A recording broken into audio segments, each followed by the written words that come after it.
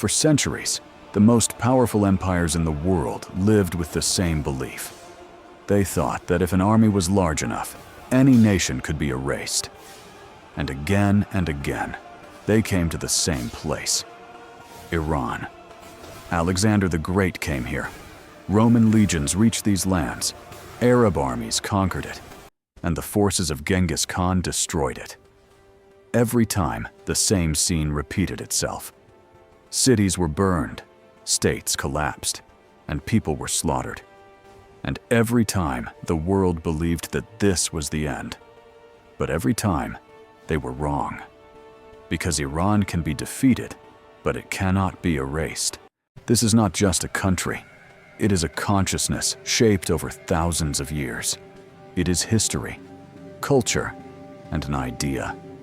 At a time when humanity was only beginning to build civilization, the first settlements were already forming here. 6,000 to 7,000 years ago, organized societies existed on this land, creating ceramics, building structures, and developing early forms of social order. This civilization stood alongside Mesopotamia as an equal. Here existed the ancient state of Elam. They competed with the Sumerians, and at times, even dominated them. It was here that one of the first diplomatic agreements in human history was created.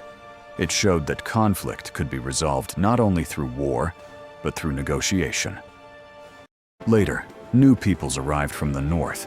They called themselves Aryans, meaning noble people. They made this land their home and called it the land of the Aryans. Over time, this word transformed into what we now know as Iran. The greatest weapon of these people was not the sword, but an idea. It was here that one of the oldest religions in the world was born: Zoroastrianism. This belief system changed the way humans understood existence. It described the world not as a random place, but as a battlefield between good and evil. Every human being was seen as a participant in this struggle. This religion was also the first to introduce the idea that time is not a cycle, but a straight line. The world has a beginning, and it has an end. And at the end, there will be a final judgment. This concept later spread into Christianity, and then into Islam. In other words, the way we understand time today began here. Then came Cyrus the Great. He was one of the first rulers in history to govern with respect rather than fear. When he conquered lands, he did not enslave people or destroy their beliefs. Instead, he allowed them to keep their culture and traditions. His empire stretched from Egypt to India, became the first true superpower in history. But with size came weakness. The empire became too large to control. Central authority began to weaken. At that moment, a young and ambitious king appeared: Alexander the Great. He crushed Persia, burned its cities, and took its wealth. Once again, the world believed this was the end. But once again, something unexpected happened. Alexander himself was transformed. He adopted Persian clothing, customs, and traditions. His empire quickly collapsed after his death, while Iran endured and rose again. In the centuries that followed, Iran fought against Rome for hundreds of years. Sometimes it won, sometimes it lost, but it never disappeared. Then came the Arab conquests. Islam arrived. Many believed Persian culture would vanish, but the opposite happened. The Persian language survived. Persian poets and scholars shaped the intellectual world of the Islamic civilization. Even in defeat, Persia influenced and reshaped its conquerors. Then came the greatest catastrophe. The Mongols invaded. Entire cities were erased. Millions of people were killed. It was a true apocalypse. But within a few generations, the Mongols themselves changed. They accepted Islam, adopted the Persian language, and became part of Persian culture. There was an unwritten rule in this land. Whoever conquered Iran would eventually be transformed by it. Then came Timur. He also brought destruction. but his successors became patrons of Persian art, science, and architecture. Centuries later, the Safavid dynasty reunited the country. They established Shia Islam as the state religion, separating Iran from much of the Sunni Muslim world and giving it a distinct identity. In the 19th century, Iran began to weaken. It fell under the influence of powerful empires like Russia and Britain.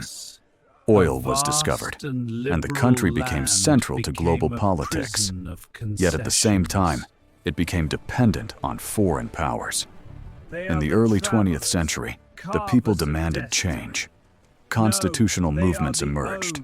Then Reza Shah came to power and began modernizing the country. He sought to transform Iran into a strong and modern nation. But once again, global conflict intervened.